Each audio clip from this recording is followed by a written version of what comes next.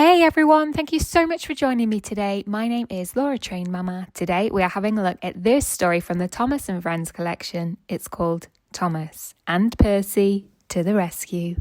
This is a story about Cranky the Crane. He worked at the docks on the island of Sodor. He played tricks on the engines to get them into trouble. But one day, Cranky needed the engine's help. Thomas and Percy liked working at the docks. So, when the Fat Controller told them that they would be working there for 2 weeks, they could hardly wait. But when they arrived at the docks, there was a new crane there called Cranky. Cranky was always moody, and he called Thomas and Percy useless bugs. The 2 engines were very upset. They told Gordon and James about how rude Cranky had been. To their surprise, James and Gordon backed up Cranky. "He's so high up in the air," said James, facing the wind, rain and sunshine, "that it's no wonder he looks down and sees you as annoying little bugs." Thomas and Percy hoped Cranky would stop being so mean to them. The next day, Cranky played a trick on Thomas. He told him to move the trucks to their outer track. Thomas was surprised, but he did as he was told. When the Fat Controller arrived, Cranky said, "I asked Thomas to put those trucks on the inner track, but he has put them on the outer track, where I can't reach them, and Percy won't do as he's told either." The Fat Controller was furious. He sent the engines back to the station in disgrace. Thomas and Percy were shocked. Cranky was making it all up. A storm raged across the island of Sodor that night. At the Fat Controller's station, Thomas and Percy talked about Cranky. They were upset that the Fat Controller had believed his lies. They wondered if they'd ever be allowed to work at the docks again. "If Cranky is going to continue being nasty to us, then I don't want to work at the docks anyway," Thomas said. Percy had to agree. At the docks, the wind and rain was lashing down on Cranky. He wasn't worried though. He thought he was much stronger than any storm. In the shed nearby, Duck, James and Gordon were listening to the storm. They thought they were safe there, but they were wrong. A huge steamer had got loose and it was heading straight for the docks. The steamer ran aground. It charged through the docks, crashing into the shed and knocking over Cranky.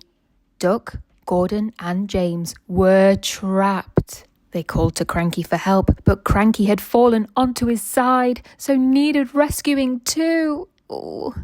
Cranky and the engines had to wait for the storm to clear before they could be rescued. The next morning, the Fat Controller went to the docks.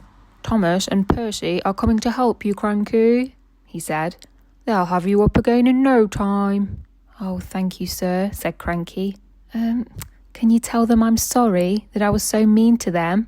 "So it was you that was causing all the trouble," said the Fat Controller.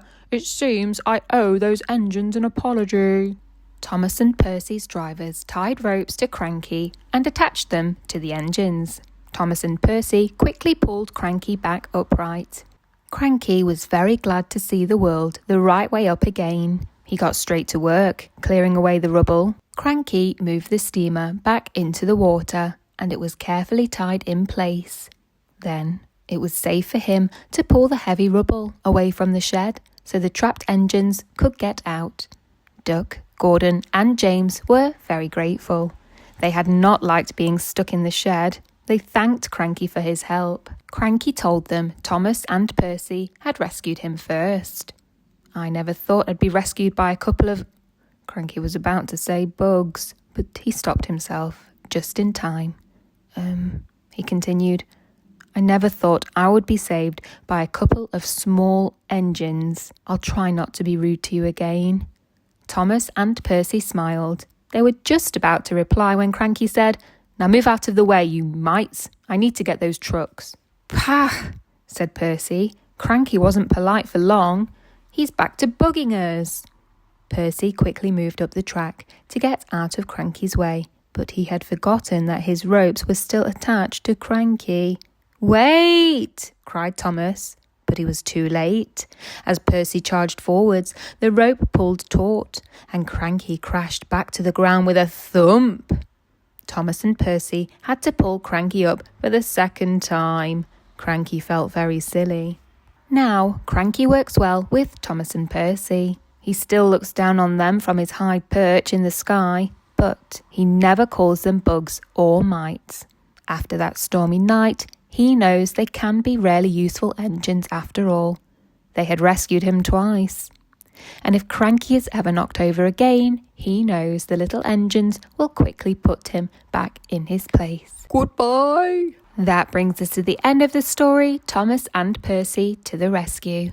I really hope that Cranky learnt his lesson there. If you enjoyed listening along with me today, please don't forget to hit the like button, share with a friend. Why not?